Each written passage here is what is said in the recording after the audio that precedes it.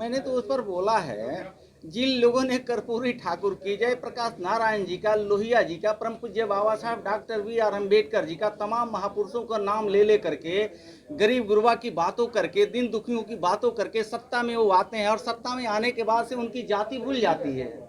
वो अपने परिवार में फंस जाते हैं, अपने परिवार और बेटा बेटी, माई भतीजा और नाना मामा के चक्कर में पड़ जाते हैं। यह देश में और प्रदेश में विकास की एक गति मिली है। देश के यशस्वी प्रधानमंत्री नरेंद्र मोदी जी के नेतृत्व में जाति गौन हो गया है, विकास सामने आया है, और सर्व समाज के लोगों को विकास चाहिए, रोटी कपड़ा मकान चाहिए। तो रोटी कपड़ा मकान चाहिए और सबको सम्मान चाहिए, तो रोटी कपड़ा मकान सबको सम्मान नरेंद्र मोदी जी ने सुनिश्चित कर दिया। उसी रास्ते पर बिहार के यशस्वी मुख्यमंत्री, जब बिहार के समस्त जनता ने बिहार का मुख्यमंत्री चुन करके भेजा, कुछ लोगों को लगता है कि जातीय के सामने जब विकास नरेंद्र मोदी जी ने लकीर बड़ा खींच दिया है, तो जातीय गणित उनकी फीकी पड़ रही है, उनके आड़ में वोट उनके नजर आ रही है। तो अपने वोट के जाल में फिर ये देश और प्रदेश के गरीब जनता को गुमराह करके वोट अपने पक्ष में लाने के लिए एक जातीय आंकड़ा को फिर उन्होंने एक चाल चला है। मेरा मानना है कि जब बिहार प्रदेश में और सदन के अंदर से जब इसको जारी कर दिया गया, और सदन के एक नेता, बिहार के यशस्वी मुख्यमंत्री नीतीश कुमार जी के नेतृत्व में भारतीय जनता पार्टी के, मुझे भी सदस्य के रूप में माननीय प्रधानमंत्री से मिलने का अवसर मिला। हम तो कोट से बधाई, धन्यवाद, आभार प्रकट करते हैं राज्य और केंद्रीय नेतृत्व को कि मैं एक अनुसूचित जाति चमार वर्ग में जन्म लेने के बाद भारतीय जनता पार्टी ने इतनी बड़ी दायित्व दिए, इतनी बड़ी जिम्मेवारी दिया, और प्रधानमंत्री के मिलने के बाद से मुझे आशा लगी है, जगी है कि बिहार के, देश के समस्त समाज के लोगों को, गरीब को, दलित को, पिछड़ा को, शोषित वंचित समाज को कभी भी नुकसान नहीं होगा जब ये देश के प्रधानमंत्री नरेंद्र मोदी जी हैं। और नरेंद्र मोदी जी का निर्णय जातीय जनगणना पे अंतिम निर्णय होगा। देश के प्रधानमंत्री जी का जो भी निर्णय आएगा, देश के 1 अरब 30 करोड़ जनता सर आंखों पे रखे। आप लोगों ने किस तरह से मांग रखी, वर्बली रखी है या लिखित रूप में रखी है ये मांग?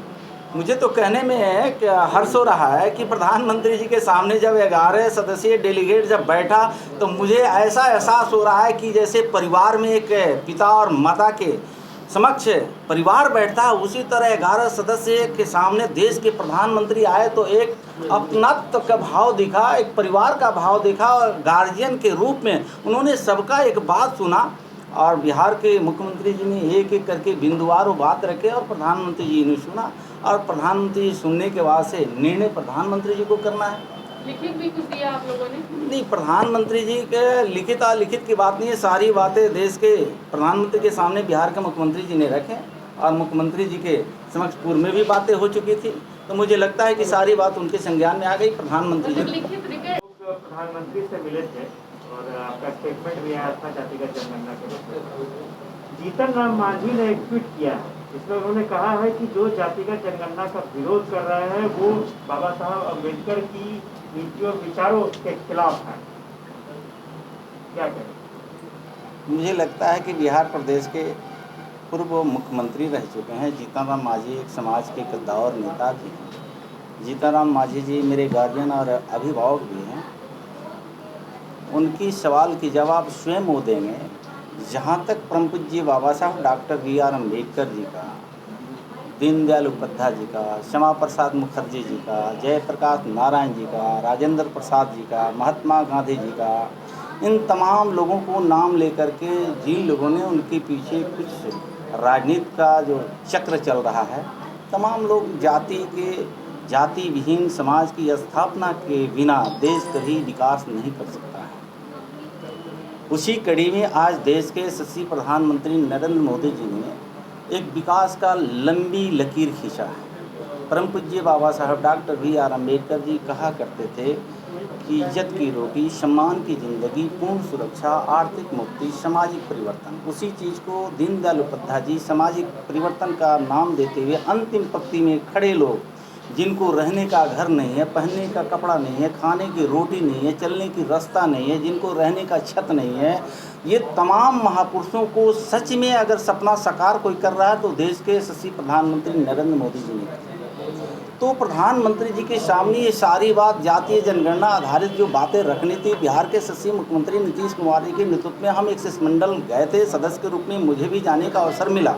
प्रधानमंत्री जी के सामने सारी बातें रखी गई। मुझे लगता है कि देश के यशस्वी प्रधानमंत्री जी के नेतृत्व में 1 अरब 30 करोड़ जनता को कभी अहित नहीं हुआ है। 8 साल के शासनकाल में जो प्रवर्ती सरकार के गरीबों को गरीबी दूर हटाने की बात, जाति धर्म मजहब के नाम लेकर के सत्तासीन होने का काम, लेकिन जब गरीब सत्ता में बैठा देती थी प्रवर्ती सरकार को, तो अपने बेटा को, बेटी को, पत्नी को, माँ को, भाई को परिवारवाद में बन करके वो अपनी सत्ता को सिर्फ को और मजा लिया। लेकिन धन्य है देश के प्रधानमंत्री और धन्य है बिहार प्रदेश के मुख्यमंत्री आदरणीय नीतीश कुमार जी के नेतृत्व में परिवारवाद नहीं चलता है, वंशवाद नहीं चलता है, धर्म जातिवाद नहीं चलता है। उसी आड़ में कुछ लोगों को भटकते हुए आत्मा जो है कि वोट की राजनीति दिखाई दे रही है। तो मुझे लगता है कि अब ये सारी बातें देश के प्रधानमंत्री के समक्ष रख दिया गया है। प्रधानमंत्री को अब निर्णय लेना है और प्रधानमंत्री जो निर्णय लेंगे, बिहार के 13 करोड़ आबादी और देश के 1 अरब 30 करोड़ आबादी। आपको लगता है आज भी ज़रूरत है इसकी? मुझे लगता है कि ये तो हम लोगों को सोचना चाहिए। जो पढ़े लिखे समाज है, हम दो हमारे दो का कानून पालन करता है, जिसकी संख्या परिवार में कम होती है, सीमित होती है, लिमिट होती है, उसके बाल बच्चे पढ़ते हैं और आगे बढ़ते हैं। उसको कई ऐसे महापुरुषों ने कहा कि जनसंख्या नियंत्रण कानून तो आना ही चाहिए, अगर आता है तो सर्व समाज के लोगों को भला होगा।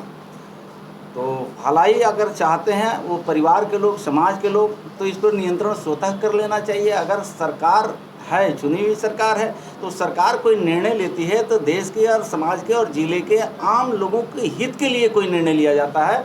ये अगर ऐसे सरकार केंद्र में राज्य में बैठी निर्णय लेती है तो बिहार प्रदेश के खुशहाली के लिए निर्णय होगा, देश के खुशहाली के निर्णय होगा।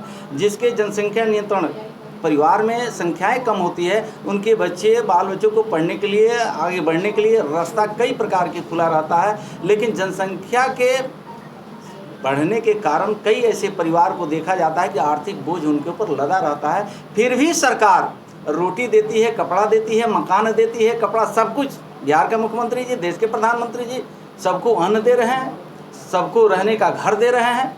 तो सरकार इससे अलग नहीं है। सरकार हर आदमी को सब कुछ देने के लिए कटिबद्ध है। फिर भी ये जो जनसंख्या नियंत्रण कानून है, अगर जनता के बीच में ऐसा अगर सरकार लाती है तो जनता के हित में ही है।